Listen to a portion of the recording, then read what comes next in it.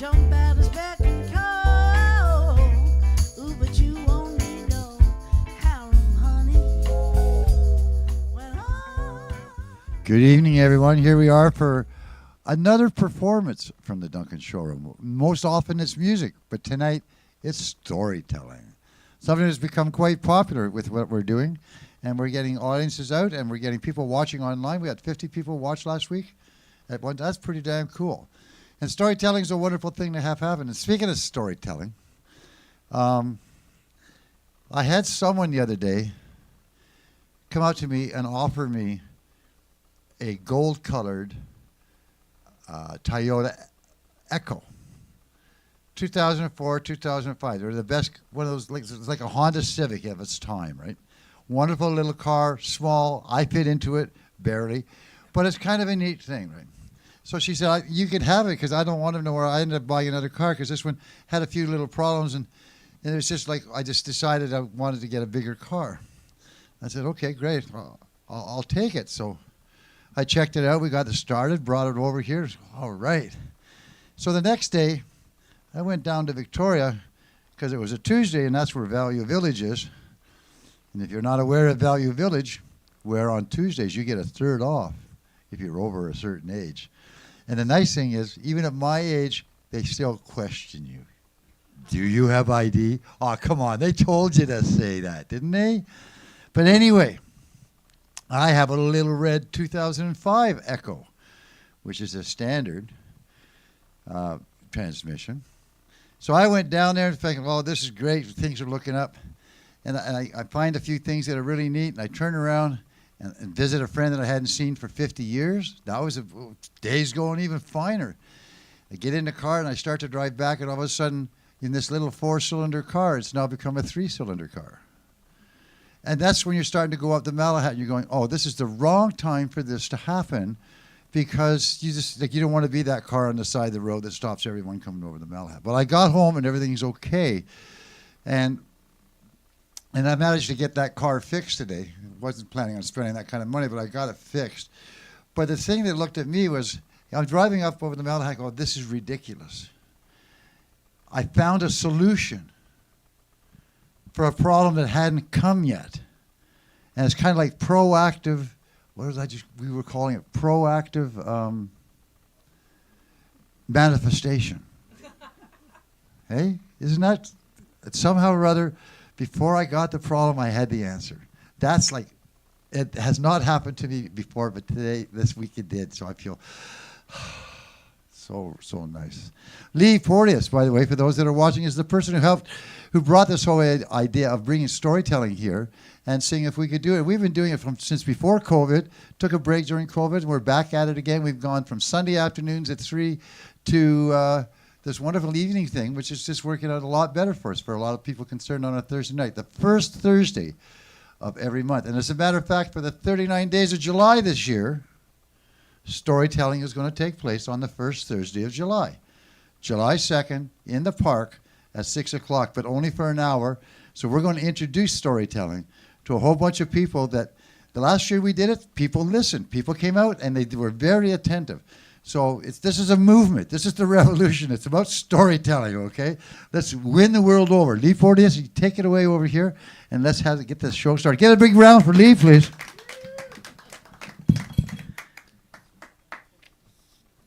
Okay. We acknowledge with respect the Cowichan First Nation, the largest single First Nation in BC, on whose traditional territory this event is taking place and whose historical relationships with the land continue to this day.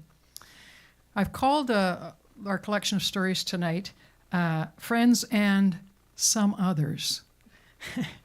But some of the tellers tonight, and some of the audience, in fact, most of the tellers, are members of a group that meets in the library twice a month now, on the first and third Tuesdays of the month, to listen and to tell stories for adults and to learn more about stories and storytelling. Anyone is welcome to join us at the library. Our next meeting is the 17th from about 5:10 to 7 p.m. And it's, you don't have to tell a story, as I said. You can come and just listen.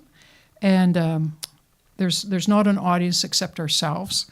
So, and anything you would like to do, If you just want to listen, just listen. If you want to talk, just share the space. That's all. So I'm hoping that we'll get more people. We've gotten a few people that have come and not come, but we see them here as well.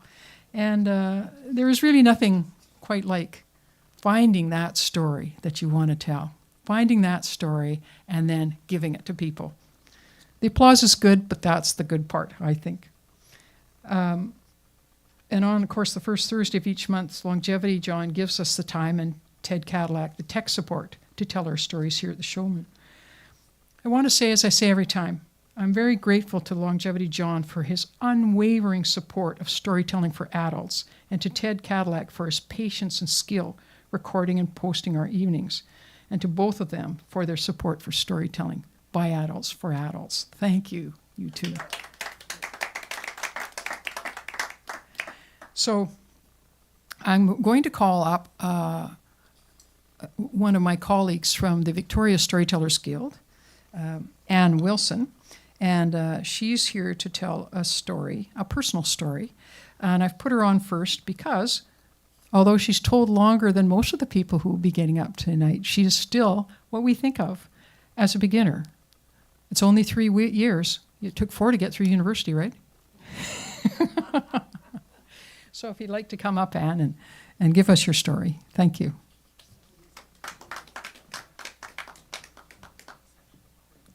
Hi, everybody. As you know, I'm Anne, and I like to invite you to go back to Germany at the time when I was 19 years old, going to teacher college, and over the summer for a short time, I visited my parents in a little small town in south of Germany. When I was for a visit, my dad said, I think you can take my car and go shopping to Freiburg. You can have it tomorrow. I was very excited and thinking, great, shopping in a big city, 200,000 inhabitants, big university town, all these good-looking guys. This just sounds fantastic for me. My little sister, 7 years younger, suddenly turned around and said, I'm coming too. I said, no way you're coming. She started to go, I'm coming. And she got louder and louder. Tears were running down her face. And I knew she just played it. And then my dad said, you two should go together to do some bonding. I said, no, I'm not taking her with me. And my dad said, this is my car. You two go, or the car stays in the driveway. I said, okay, we are going. Next morning, my sister was all ready to go with me. My parents explained, you go after rush hour, and you're at home before rush hour. It was approximately 25-30 minutes away.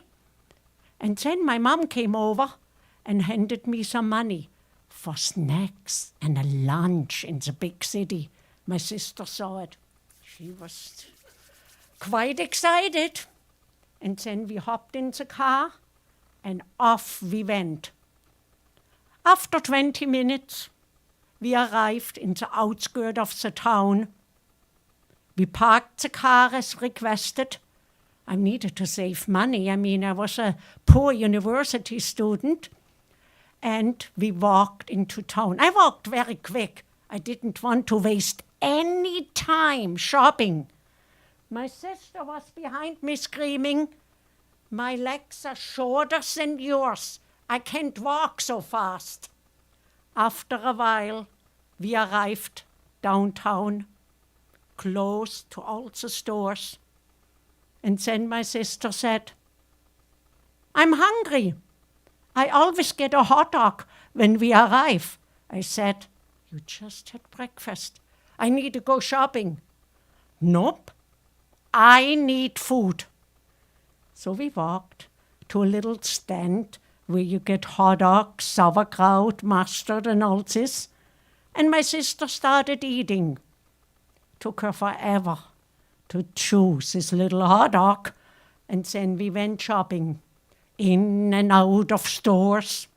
It was wonderful, she trying to run behind me. And then, at noon, the bell rang. In Germany, at noon, the bell rang to tell you it's noon now. And my sister said, that's lunchtime. We need to go to Kaufhof. I was trying to tell her no, and she said, I know. Our mom gave you money, and I need food. So off we went to the cafeteria. She got a big, huge plate of food. I had something little. When you're 19, you need to watch your figure. And then we sat down. After a while, she was finished eating, and I said to her, you know something? The most important thing for you is to be independent. You need to learn how to do things. You grew up in a little small town. You just need to learn to be independent. She looked at me, shook her head and said, I know how to go alone shopping in this town. No problem at all. You show me where the main door is, and we can meet at 3:00. I was quite excited. Fantastic idea. It was her idea. So we went to the main door. I showed it to her.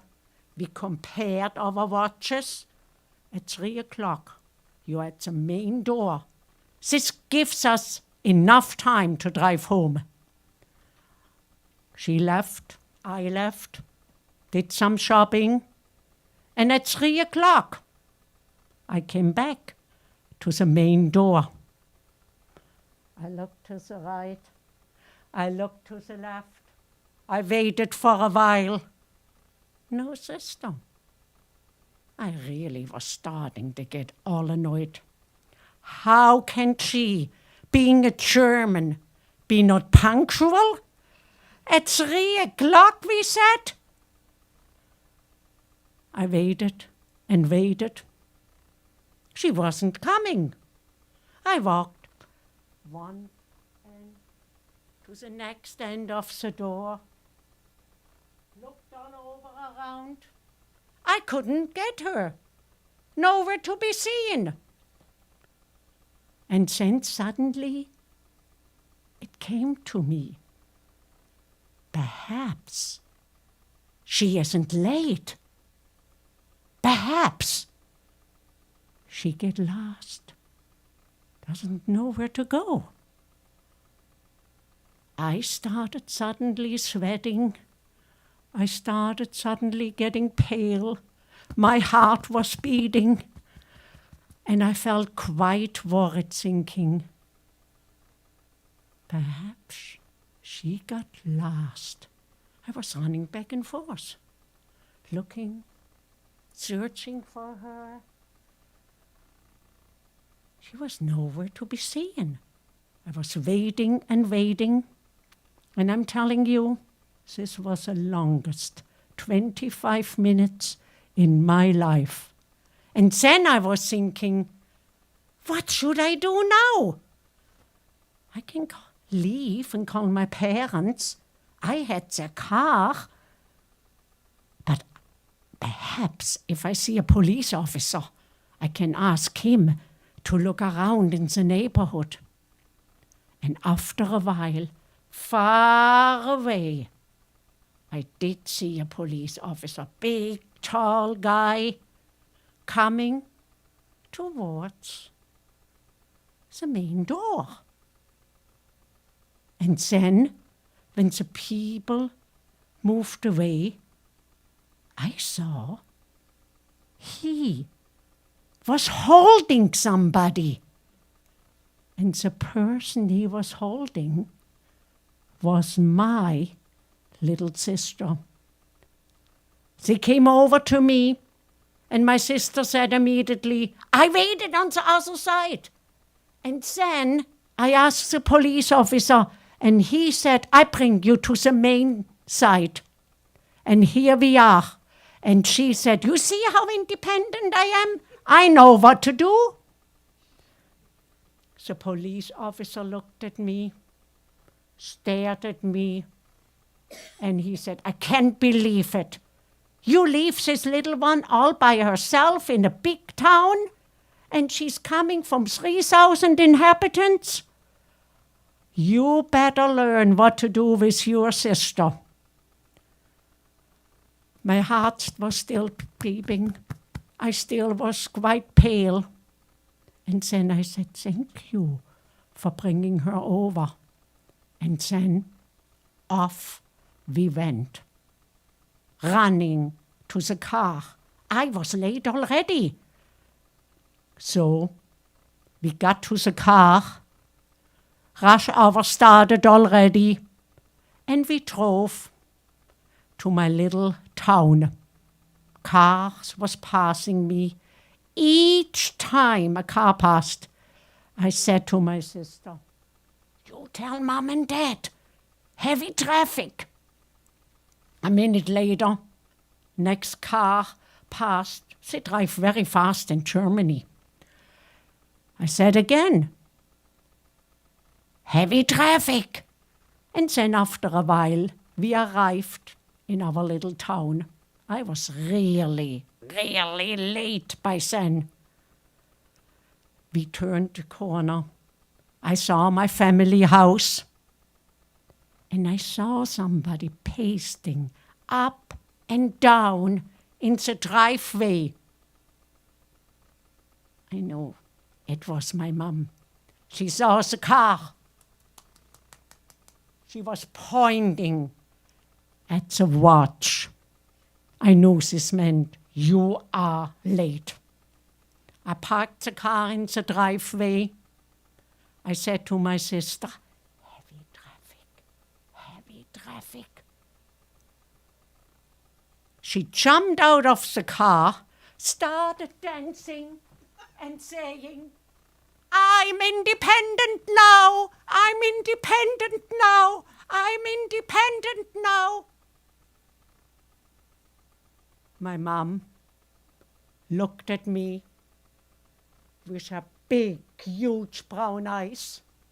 She looked at my little sister dancing, and she knew immediately something was going on here. She turned around and said to me, go in your room. Just wait till your dad gets home. I went upstairs. And I did get in trouble for it. No car for a while. And he made it very clear, this never will happen again. But even now, my sister is 65 years old. And one thing I can tell you, she is a very independent woman. Thank you for listening.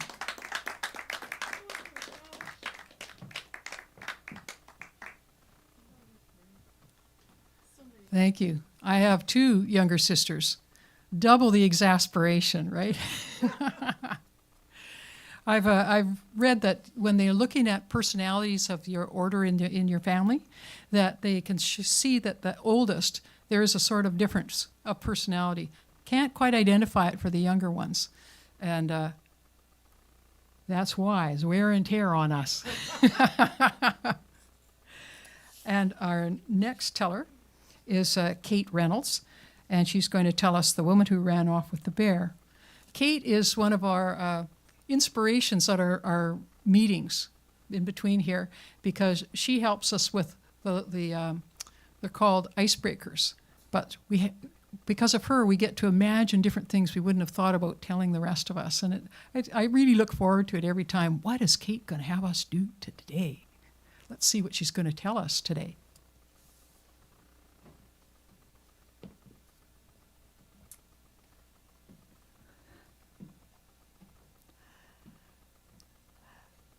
There once was a young woman who ran off with a bear.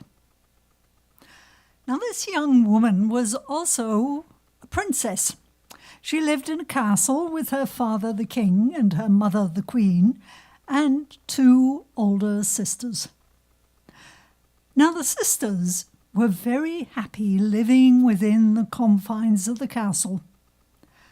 But the younger daughter, she loved to wander in the woods amongst the wild things.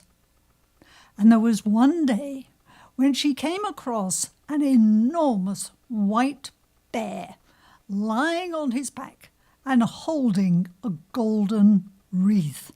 Oh, that wreath was so beautiful. And the young woman wanted it so badly. And she was a princess, after all. She offered the bear all kinds of food and treasures, but he wouldn't part with it. Only if she would go into the woods and stay with him. Well, the princess went back to the castle and she told her father, the king. Now, he loved this daughter above all the others. And he called his goldsmiths to him and got them to make a wreath. But it was not the same as the one that she had seen. 3 times that bear came to the drawbridge of the castle. The king tried to get his older daughters to go with the bear, but they would have none of it. The 3rd time, it happened just as the king feared. The younger daughter ran across the drawbridge, jumped on the bear's back, and they galloped away into the woods. Now, to the young woman's surprise, the bear lived in a palace that was just as magnificent as the castle, and the young woman wanted for nothing. Also, to her surprise, when it was night and they were in their bedchamber and it was dark, the bear turned into a man. They had 3 daughters together, but each one was spirited away in the night, bringing them great sadness. Some time passed and the young woman decided to go back and visit her mother and father. And she told them everything that had happened, including the fact that the bear turned into a man at night. "Well, what does he look like?" said her mother. Is he light-haired? Is he dark? Is he handsome?" "Well, I don't know," said the young woman. "I have never seen him. It is too dark." "Well, then, when you go back," said the mother, "you must take a candle when he is sleeping, light the candle, and see what he looks like." And so the young woman did that. But unfortunately, she leaned over the young man, and hot wax dripped down onto his skin, and he leapt up in pain and immediately turned back into a bear. "Why did you do that?" he said. "Now I have to go and marry the hag queen troll. It would only have taken 1 more month, and I would have been freed from the spell that she put on me. I would have been free and could have taken my human form again. But now I have to go to her." And he galloped off. Well, the young woman wept. She had lost her 3 daughters, and now she had lost the bear. What was she to do? She thought she could go back to the castle, to the safety of her mother and father, but instead she decided to go after the bear.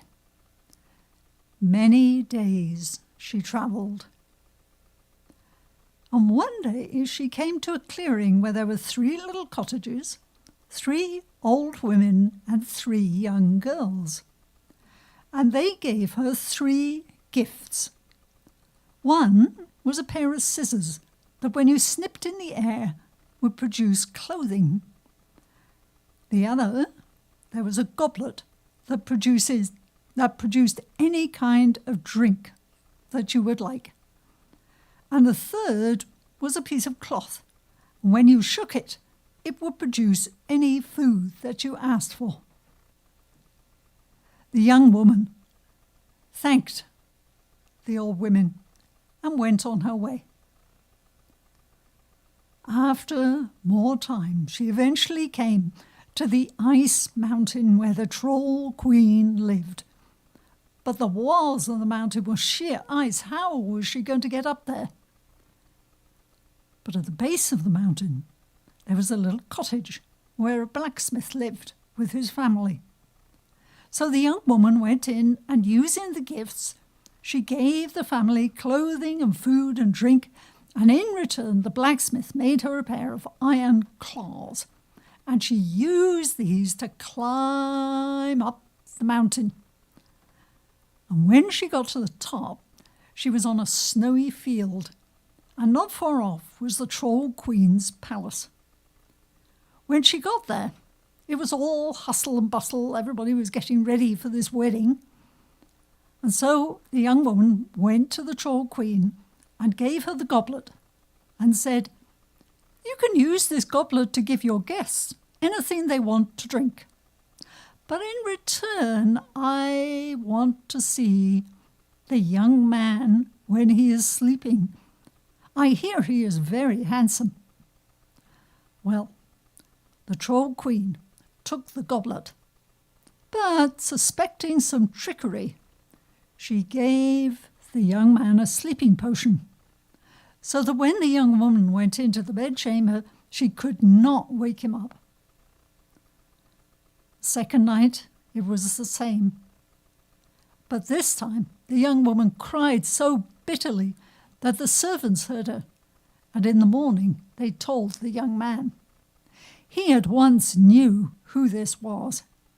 And so the third night, when the young woman had given away the third gift to the Troll Queen, the young man only pretended to take the sleeping potion. And when the young woman went in, he jumped up, and there was so much joy and laughter that they woke up a couple of carpenters who were sleeping in the next door chamber, and they came in to see what was the problem. And when they heard the story, they wanted to help. Now, these carpenters had been hired by the Troll Queen to make a bridge across which she was going to cross with a young man to two thrones on the other side. Well, the carpenters fixed it so that when the Troll Queen crossed the bridge, her side collapsed and she fell down into the abyss and was never seen again. So now the young woman was queen of the mountain. But after a short while, they decided that they should go back to the castle and be married. On their way home, they passed by the cottages again, and now they discovered that those three young girls were actually their daughters who had been spirited away. They were delighted to see them and took them along, and they were the bridesmaids of the wedding. And what a wedding it was. The cooks laboured for days, the musicians played, there were multicoloured birds flying around, rose petals strewed on the ground. And when the old king and queen passed away, then the young couple became king and queen, and they ruled the kingdom peacefully for many, many years.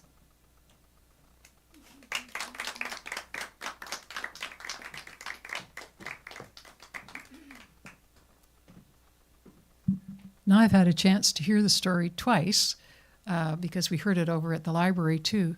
And sitting there listening, I'm thinking of all the mysteries in that. Why is there a glass mountain?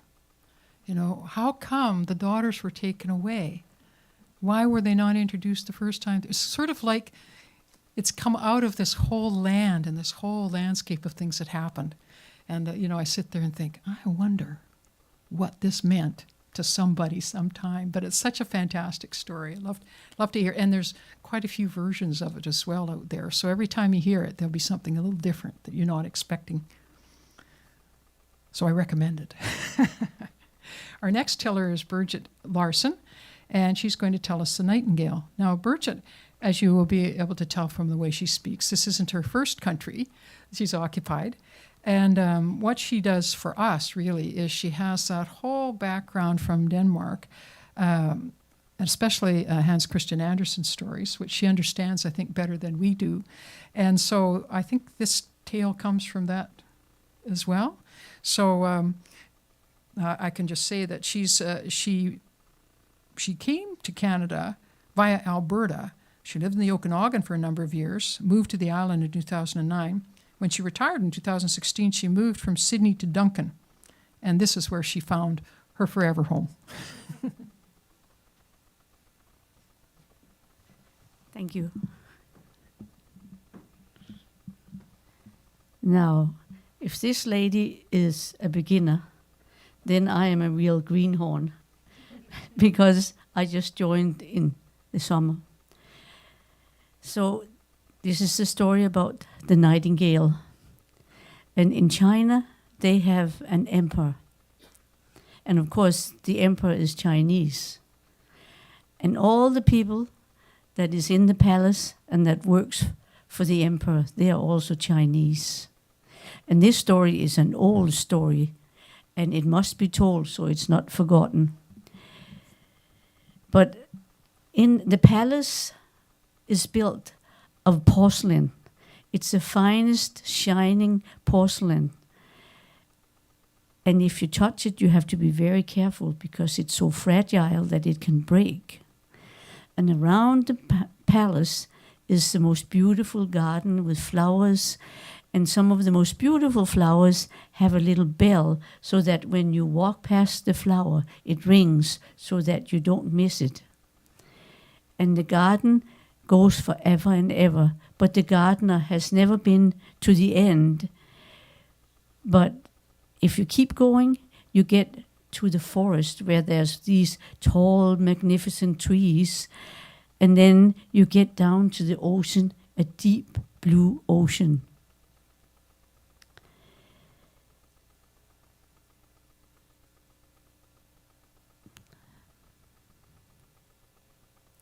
This happens sometimes. This happens sometimes when your brain goes, whoops. So down in the forest lived a nightingale. And every night the fishermen would come and pull in their nets, and they would stop and rest and listen to the nightingale. And they would say, "Oh, what a beautiful sound."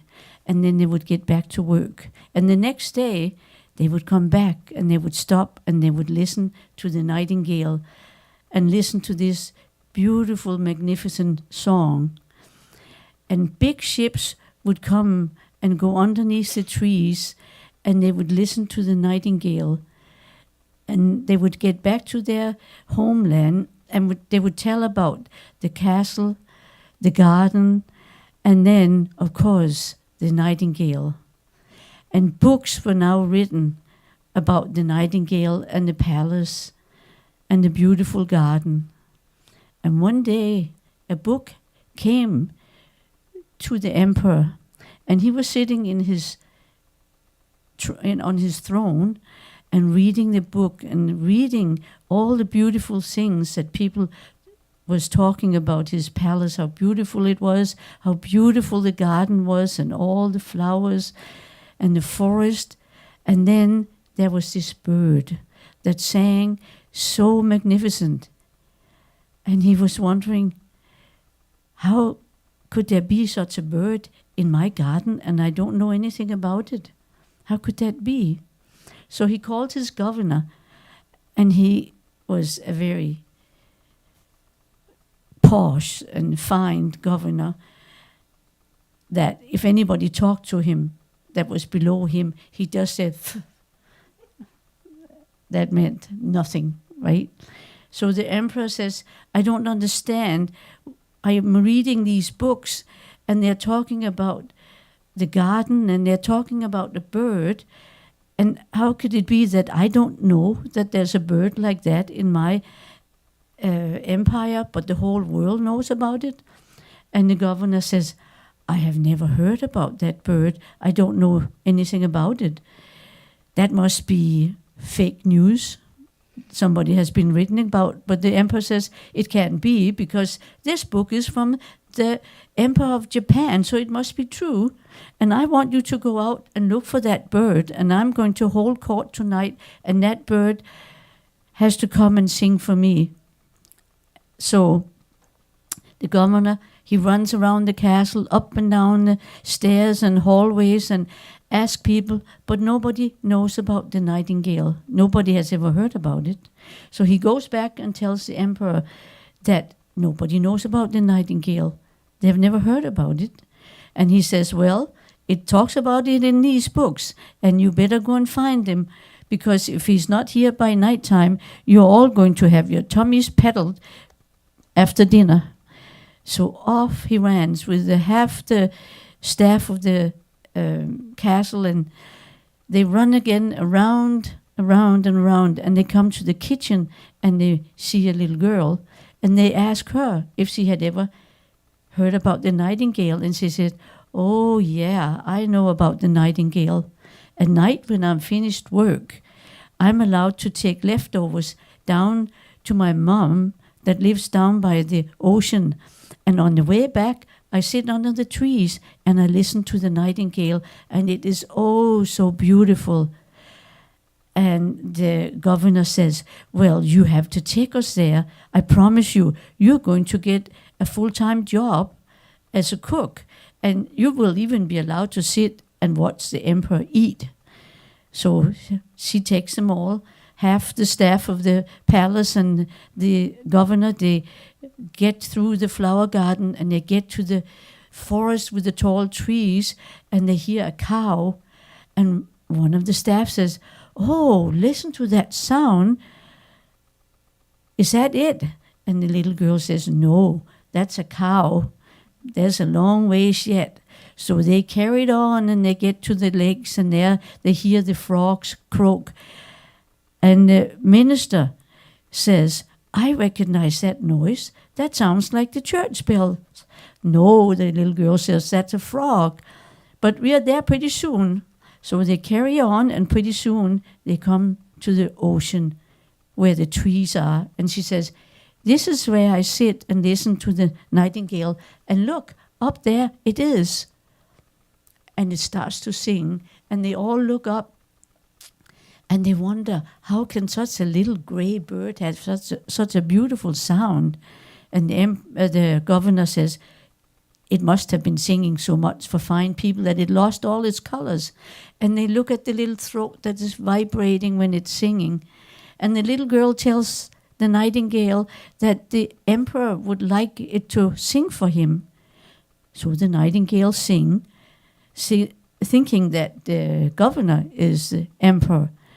But she tells the nightingale that it's up at the palace. We have to go up to the palace, and you have to sing for the emperor up at the palace. So they all go up towards the palace.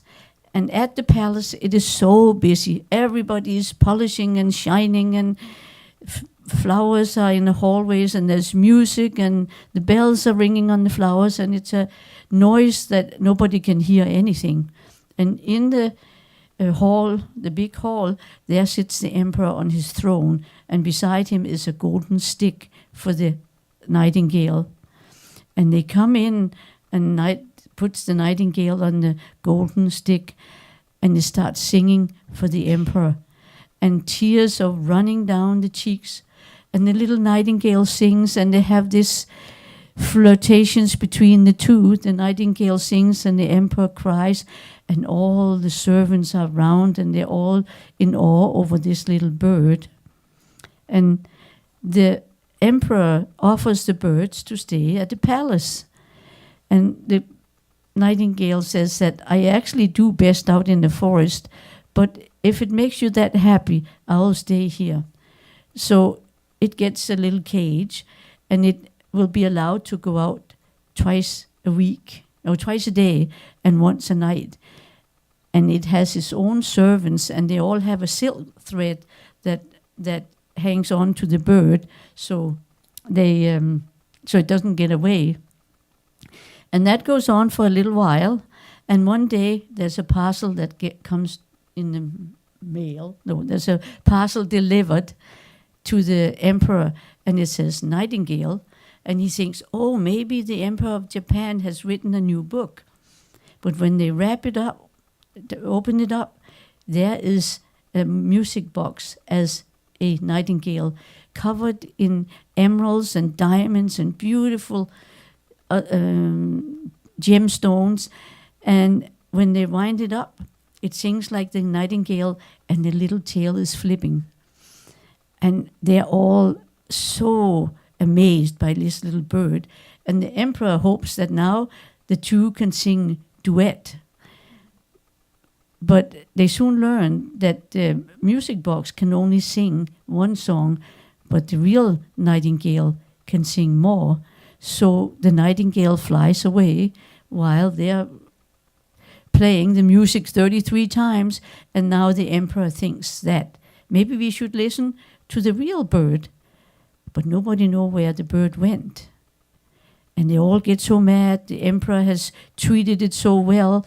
So where did it go? So they wind it up one more time. And then that becomes the bird. The music master is happy with the music box because it sings like a waltz. And all the people can learn to sing like the nightingale. And that goes on for a while. But one night, the emperor is in bed, and the music box is on his bedstand, and all of a sudden it goes pop, and there, the music stops. So they send for the palace doctor, hoping he can fix it, but he doesn't know anything about music boxes. So they send for the watchmaker, and he takes it apart and puts it back together. And he can see that the wheels are worn. So they can only play the nightingale once a year. So that's what they all get used to, playing it once a year, and that's just fine. They say, that's just fine. And time goes on, and all of a sudden there's sorrow in the palace because the emperor is now getting old, sick, and he's dying. And he's lying in his bed.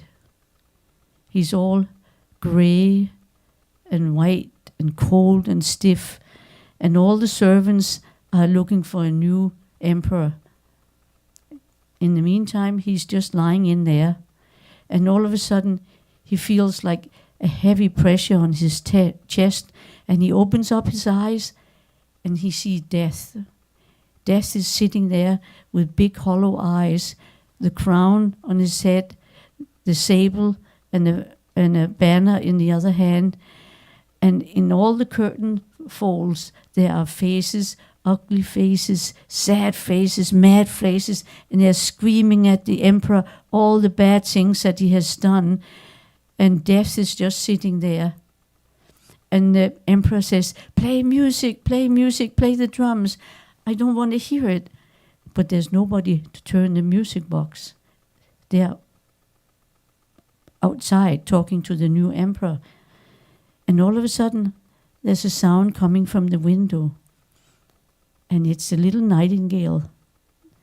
The nightingale had heard that the emperor was not doing so well, so it thought maybe it should come and cheer him up and help him a little bit. So it sits there in the window and it starts singing. And all of a sudden, the warmth goes into the emperor and he starts getting color. And all the faces in the curtains slowly disappear. And the nightingale sings to death now. And the death says, keep singing. And the nightingale says, give me the crown. And it sings. Give me the sable. And it sings. Give me the banner. And it sings. And the death gives all the things back. And the little nightingale keeps singing. It sings about the peace on the graveyard. It sings about the white roses, the elder tree that smells so good, and it sings about the green grass that grows from the tears of the families of the dead ones. And all of a sudden, death just disappears in a cloud out the window. And the emperor is so thankful for the little bird. He says, I chased you out of my kingdom, and here you come back. How can I reward you? And the nightingale says, I don't need any rewards. Your tears of joy is what a songbird is happy about. But can I offer you to stay here? And the little bird says, I can't build a home here, but I can promise you that I will come back every night and sing for you. And then I will tell you about all the things that is happening in your empire. And I will tell you about the good things and the bad things that nobody tells you. And then that will be good for you. But you go to sleep now and have a good rest, and I'll be sitting here singing. And the emperor went to sleep, and when he woke up, he felt good and he felt strong. And the sun was shining in, and the bird was singing. And the bird said to him, you have to promise me, don't tell anybody that I come every night to sing for you. So the bird flew away. The emperor got dressed. And when he opened up the door, there was all the servants bowing because they thought that the emperor was dead inside his bed. But he came out all dressed and said, good morning.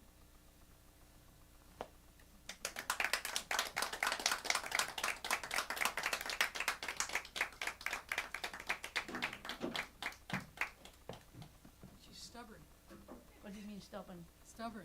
Stubborn? Stubborn, yes. But you also love that story, eh? You could tell that. No, she told me that the way they do it in, what's the place? Toastmasters. Well, the reason I don't come up to greet you is that... I see what you mean now. Yeah.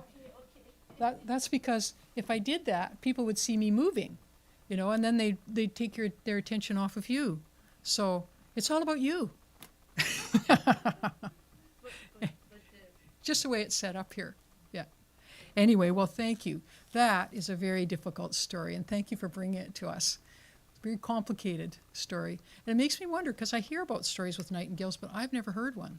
So I guess I better go and look up bird or something online. And To play the sound, because I YouTubed it so I could remember Yeah. the sound, but it would be too complicated. So Bridget is just saying that she checked what the nightingale actually sounded like, but she couldn't figure out a way to bring it to us. So we will all just have in our own minds the sound of that bird. Thank you. So our next teller is Nadine Nelson, and she's new to storytelling, but I asked her how she found her way to us, and she found her way to us in the most obscure way because she kept seeing references to storytelling here or there or whatever, and somehow she managed to miss them all until she got to us. And I think that was probably the best choice in the end anyway.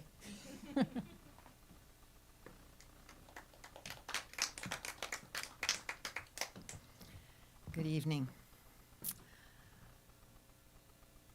Long ago, when my daughter's great-grandmother was a little girl living with her brothers and sisters in a small cabin on the bald prairie where there is never a tree to be seen, there was another little girl living with her mother in a cabin at the edge of a forest.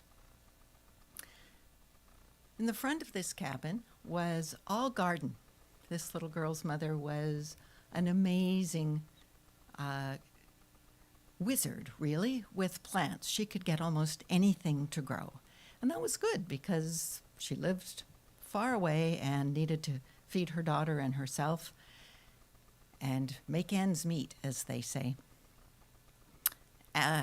She mostly grew vegetables, almost entirely grew vegetables, things to eat.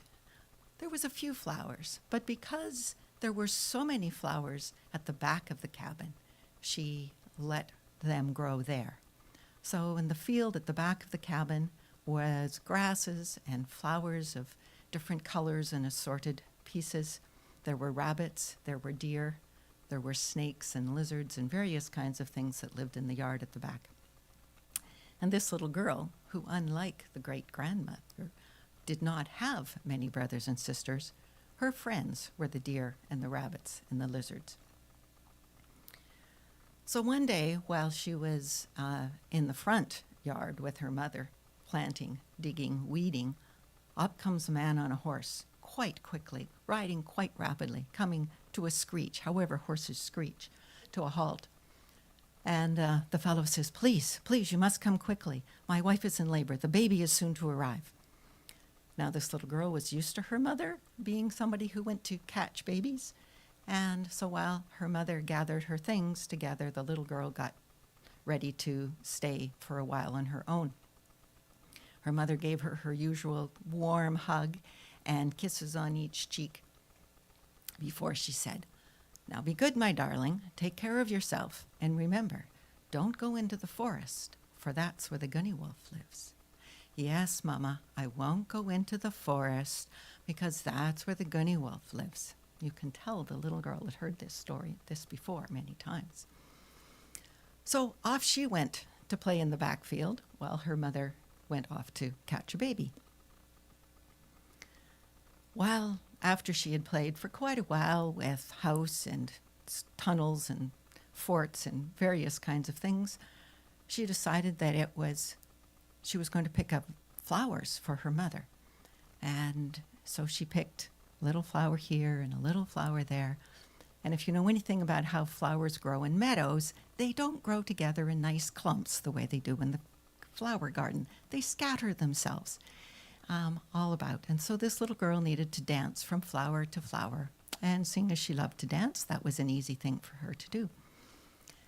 And somehow all of this flower gathering took her near to the edge of the forest. And she was gathering more flowers when she looked. And there, just inside the forest, not very far in the forest, was a beautiful flower. And she went, oh, she had not seen that kind of flower before. So she said to herself, it's all right. I just am going to pick this flower for Mama. She'll love it. So she skipped into the forest and picked a flower. But then there was another one that she saw. And that one, too, looked like the perfect thing for Mama's flower bouquet. So she skipped in to get that. And then there was another one. She had not seen a flower of that color before. Oh, she had to have that. And really, it wasn't very far into the forest. So she skipped in and got that flower. And being a little girl, well, little girls' minds wander. And pretty soon she was just enjoying picking flowers and singing while she picked. Come quacky-wa, come quacky-wa, come qua-qua-qua-qua. She's singing and picking and singing. There's another. And she's singing when suddenly she feels something up her arm. She looks, and it's gray, and it's furry, and she's frozen in fear. And she hears, little girl, you sing that good and sweetin' song for me.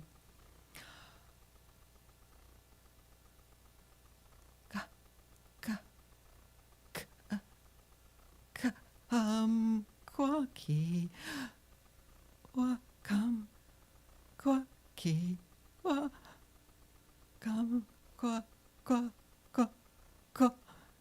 She staggers through the song, and he's still there, looking at her. So she sings again, and again, and again, each time getting a little freer in her singing. And she does start to notice that the gray creature at her side has settled down onto the ground. And so as she sings again, come quacky-wa, come quacky-wa, come qua-qua-qua-qua, she notices that his eyelids flat down, then up again, then they flutter down, then up again. So she keeps singing. And they flutter down and they stay down. And she sings again. One more time around, she sings the song. And he seems to be sleeping. So she grabs her flowers and she picks up her skirt and she runs. Pit-a-pat, pit-a-pat, pit-a-pat, pit-a-pat, pit-a-pat. Then she hears cut-a-dum, cut-a-dum, cut-a-dum, cut-a-dum behind her. Then there's something. Little girl, you sing that good and sweetin' song for me again. Come, quack-ee-wah, come, quack-ee-wah, come, quack, quack, quack, quack. And so she sings, and she sings, and she sings, and all after a while the gunny wolf's eyes flutter down and up and flutter down and up and flutter down until they stay down. And he looks like he's sleeping. So she sings one more round of her lovely little song until she's sure he's really sleeping. She grabs her flowers and she picks up her skirt and she runs. Pit-a-pat, pit-a-pat, pit-a-pat, pit-a-pat. Got-a-dump, got-a-dump, got-a-dump, pit-a-pat, got-a-dump, pit-a-tap, got-a-dump. Little girl, you sing that good and sweetin' song for me again. And so she does. As before, she sings and she sings and she sings until his eyes flutter down and he's asleep. And then she sings twice more, just to be sure he's really asleep. Come, quack-ee-wah, come, quack-ee-wah, come, quack, quack, quack, quack. And she pauses and she waits. And dropping her flower, she picks up her skirt and she runs pit-a-pat, pit-a-pat, pit-a-pat, pit-a-pat, pit-a-pat, get-a-dump, pit-a-pat, pit-a-pat, pit-a-pat. She can see the field. Pit-a-pat, pit-a-pat, get-a-dump, pit-a-pat, pit-a-pat, get-a-dump, pit-a-pat, pit-a-pat. She pushes through the door of the cabin. She slams, boom, the door behind her. She's on the floor, collapsed on the floor. And she knows her mother is going to come home. And her mother is going to say, "Well, my darling, what did you do with yourself while I was away?" And that is for you to figure out. What does she tell her mother about her afternoon?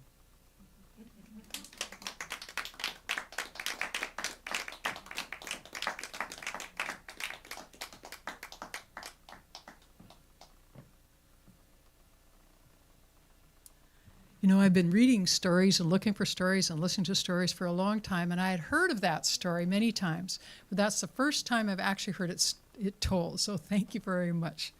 Appreciate that. Our next teller is Kathy White, who to me is a little bit of a hero because she actually was working until, just not that long ago, and she left that, came directly here to tell you this story, The Peddler from Swatham, which is also a very popular story for tellers to tell, and it's never told quite the same. But I've had a preview of this one, so I know we're in for a good one. Oh, I should say something more about her. She's new to storytelling, but she's been a Toastmaster. Now that Toastmaster thing is quite a theme, because Virgit was a Toastmaster, and Anne, Toastmaster, Dylan, of course, who is here, and anybody else here?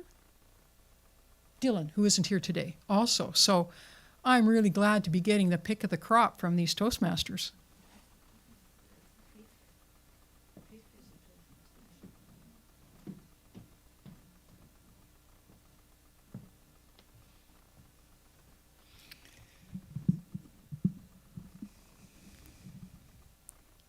I might actually take the mic off so I can wander. I will.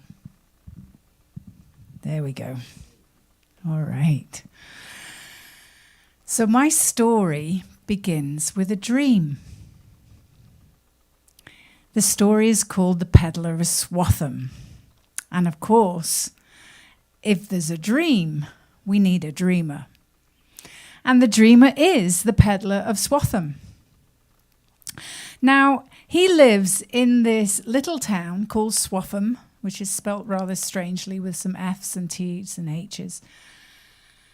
And this town, this little village, I should say, is in England, near Norfolk, about 100 miles from London.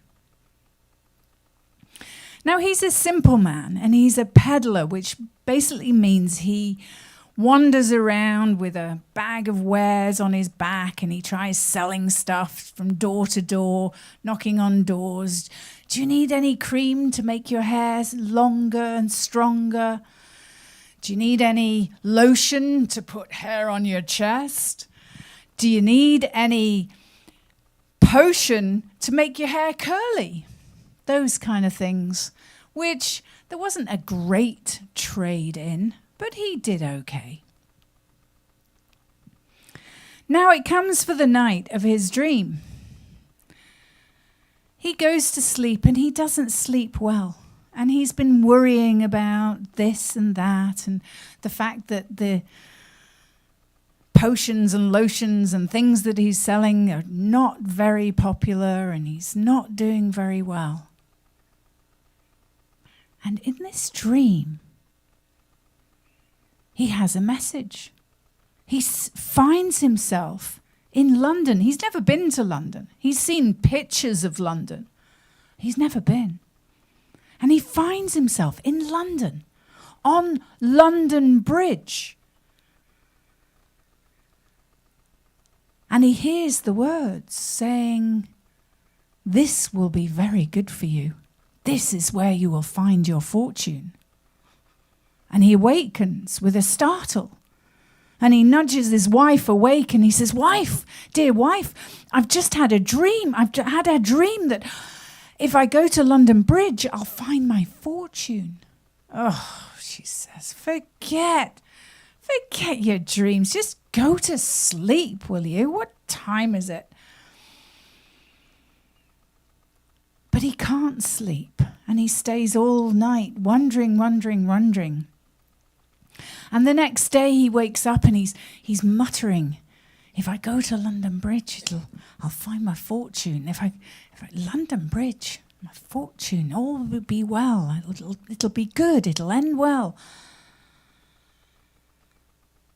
And after this went on, day after day after day, and his wife is hearing his mutterings, she finally says to him, "Just go. Just go. I'm fed up of you wandering about, thinking about this dream that you had, this stupid dream. Just go." And so he takes all his lotions and potions and things that he sells out of his bag, and in place he puts a loaf of bread, some cheese, some things for his journey, because this is 100 miles and he's going on foot. And he sets off. And as he leaves the village, he bumps into the father, the vicar. "Hello, Padre," he says, "I'm off to London to seek my fortune." And Padre says, "Oh, what are you doing that for?" "Oh, I've had a dream." And the father says, of the church, he says, "No, you can't be going to London for a dream." I am, I'm off," he says. And as he wanders back, the father, the priest, he looks and he just shakes his head and he goes back to the church, which is just ramshackle, and there's a leaking roof and the congregation all have to sit on one side of the church because it rains on the other side. Shaking his head. What is the peddler up to? So off he goes. Takes him 7 days to walk. And he gets to London and wow, a city. How exciting. London Bridge. It's got these amazing shops and wares and stalls all down one side, all down the other side. There's hustle and bustle and people selling things and people dancing and people having fun. And he gets into the groove of it. And he's wandering up and down and kind of waiting for his fortunes to change. And they don't. And he finds a place to kind of tuck himself away and sleep for the night. And the next morning he gets up and he wanders up and down through the hustle and bustle. He spends his last coin on something to eat, a chicken pie. But nothing happens. And he can feel his heart sink. Maybe his wife was right all the time. Just following a dream? On the third day, at the end of the day, the sun is setting on the horizon. The merchants are closing up their shops. People are going home, and he thinks, well, I'll just have to start my walk back to Swaffham. No good has come of this.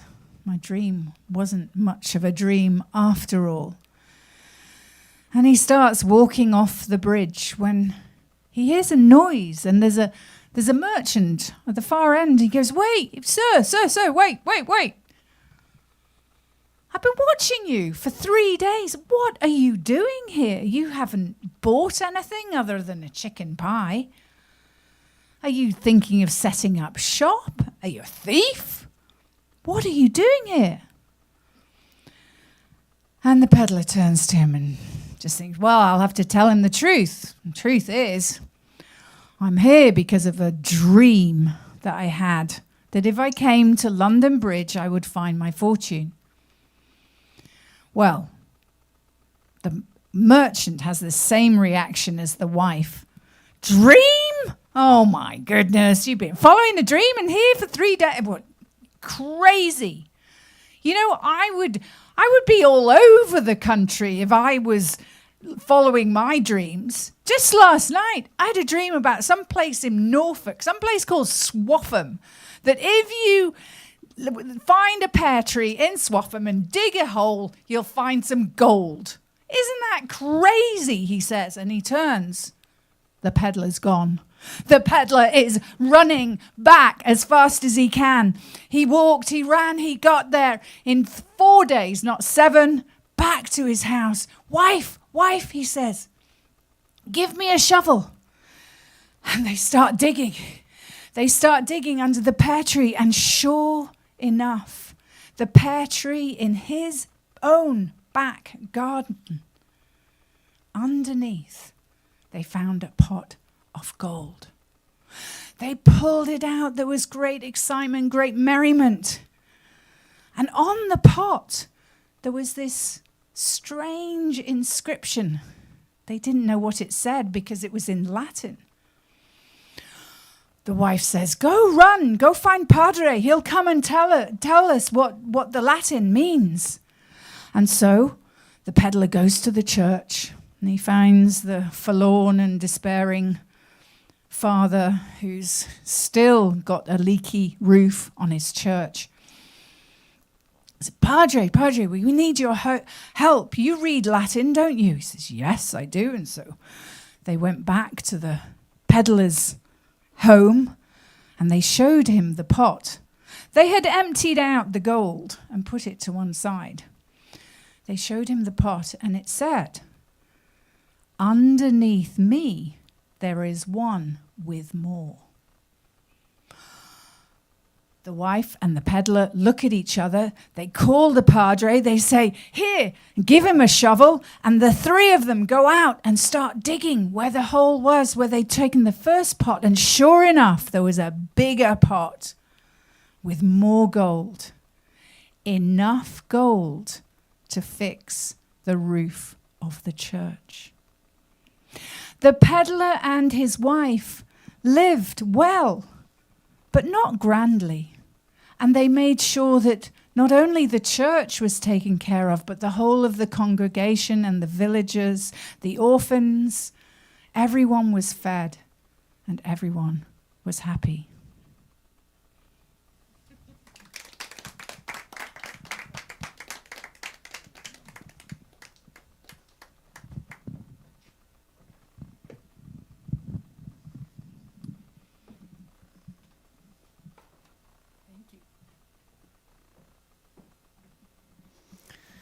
Well, that's a wonderful dream story, is it not? And it's just, songs come to mind, you know, to dream the impossible dream, but to actually do something about it.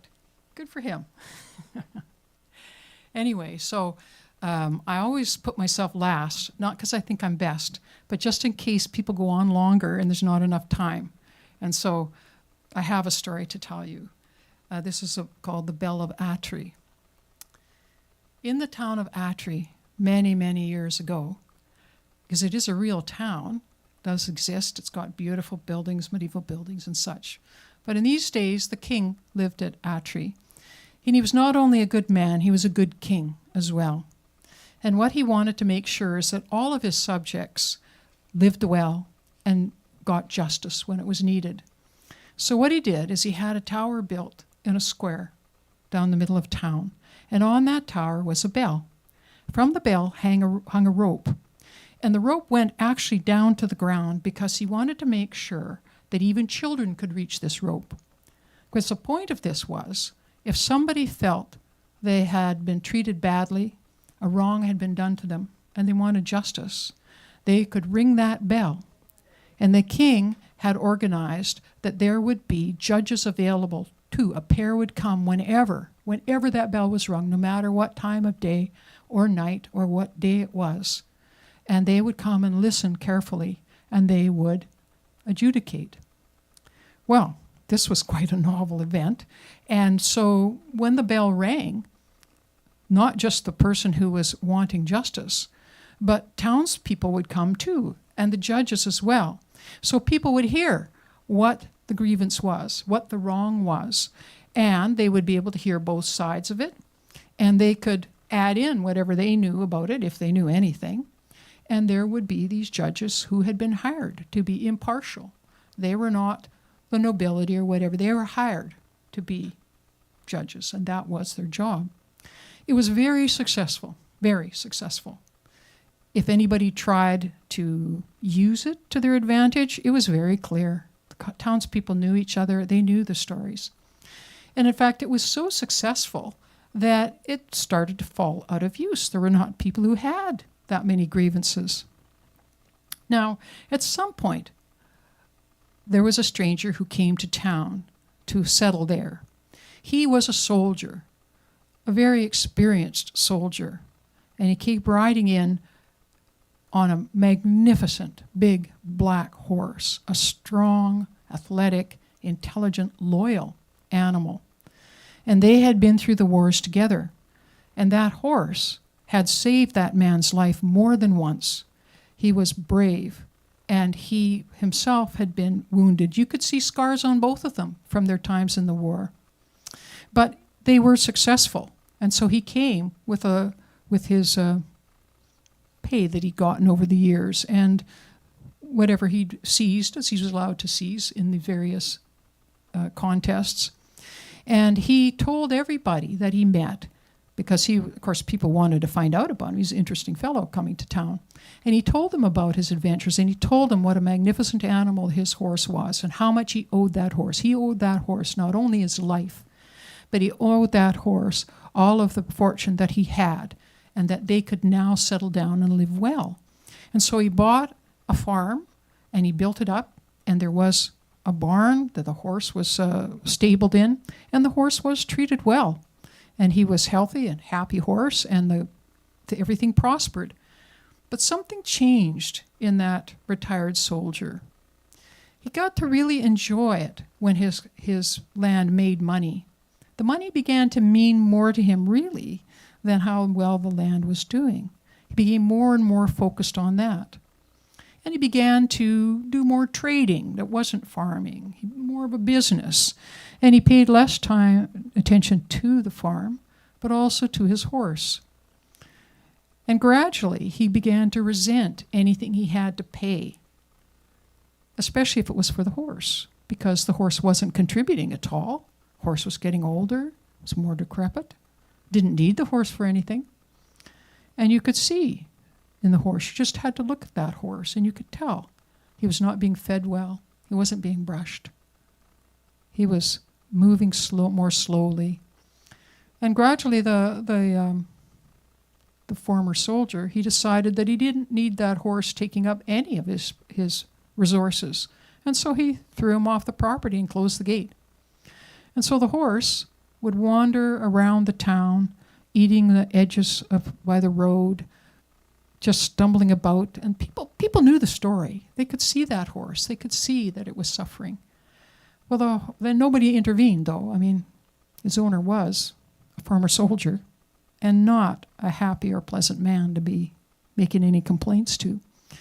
Well, the horse wandered around the town, and he eventually got downtown with this abandoned square. And there was some grass coming up between the stones, and the bell still stood there. But the rope was kind of frayed, and up from the ground, growing into the rope, were some grasses. The horse made his way there, and as he chewed those grasses, his mouth went around the bell rope as well, and he sounded the bell. Well, this was astonishing. The bell hadn't rung in so long. People in the city were astonished, and they came running out, as did the judges. And there they found not a person ringing that bell, but this horse. Well, they knew who the horse belonged to. They told the judges. The judges insisted that that former soldier be brought down to answer, because the people told the adjudicators the story of this horse, that this horse had saved this man's life, and he'd promised to look after this horse. But you could see, they all could see, how poorly the horse was. And they had seen the horse wandering around town, trying to find something to eat. And the injustice was obvious to all of them, and obvious to the judges too. And the judges said, "We have heard this case. We have the jurisdiction. The bell has been rung. And we find that you were a soldier, but you have done wrong by this horse. You have broken your promise to that horse. You have broken that law, and you have treated him cruelly, and you will pay for that. You must set aside half the value of your farm, and we will make sure that you do that, so that he has a place to live, that he's protected from the elements, that he has the freedom to wander about in his own safe property, that he's fed well, and that he sees anything that he needs new shoes, obviously, and you will make sure that that happens, because if you do not, then you will forfeit the rest of your fortune, and you will find yourself behind bars." And so it was. Justice was given to this horse who had made the complaint. Now, that bell was rung again, but that's another story.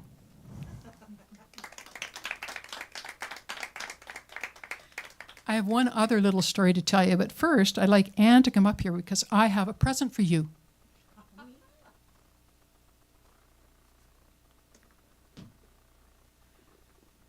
Now, I've been carrying these around for some time, and they come from Alberta.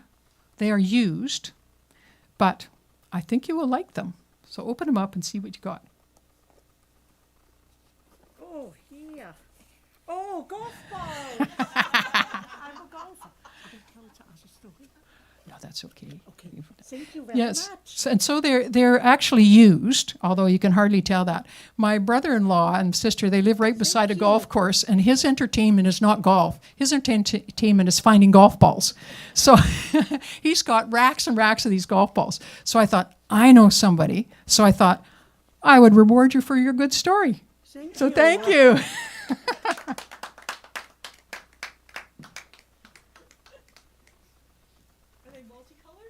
Yeah, show them around. Aren't they? They're amazing. I can find them on the golf course. Yeah. I always thought it was funny when I played a little bit of golf. I can understand a white ball, but I couldn't really understand yellow because I thought that's the same color as the leaves that come down as well, so I lose them.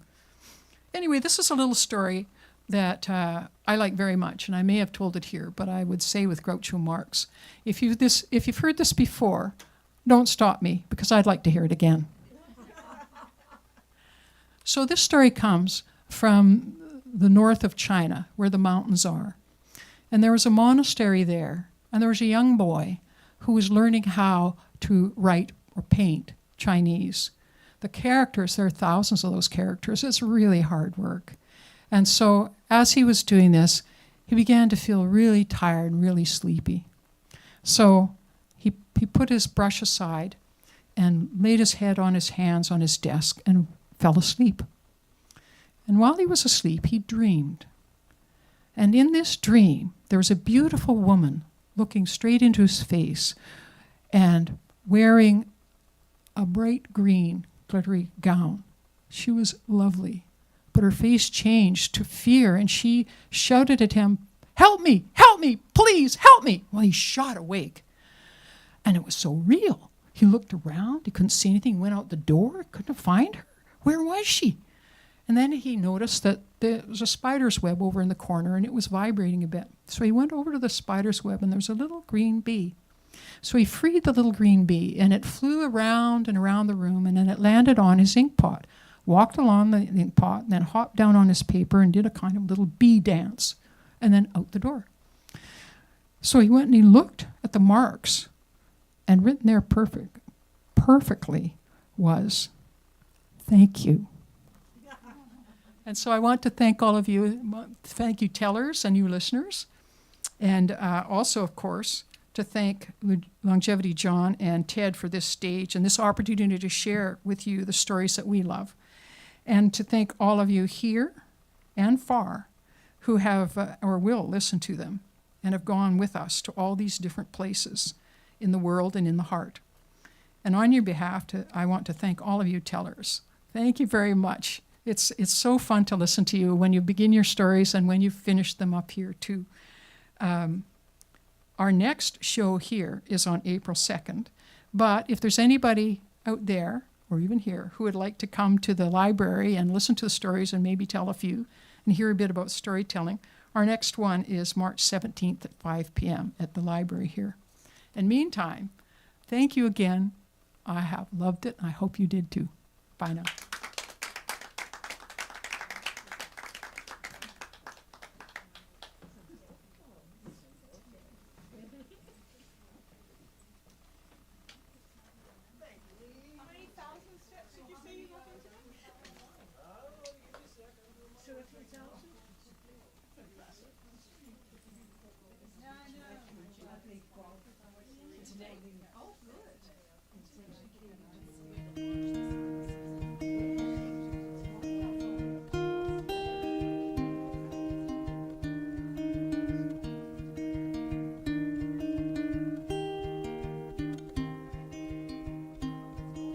Stories we have that we tell ourselves, stories that bend with time. Histories change like books on a shelf, pages that need a rewrite.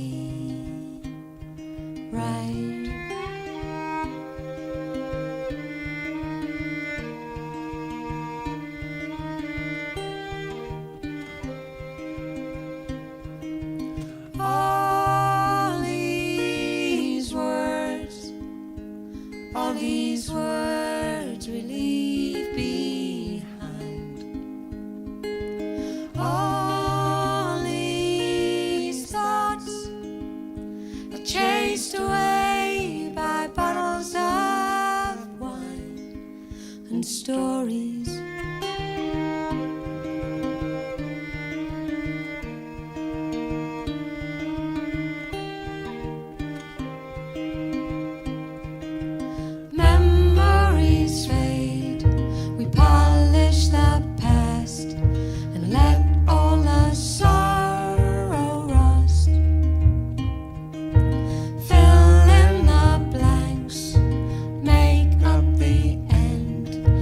Parts of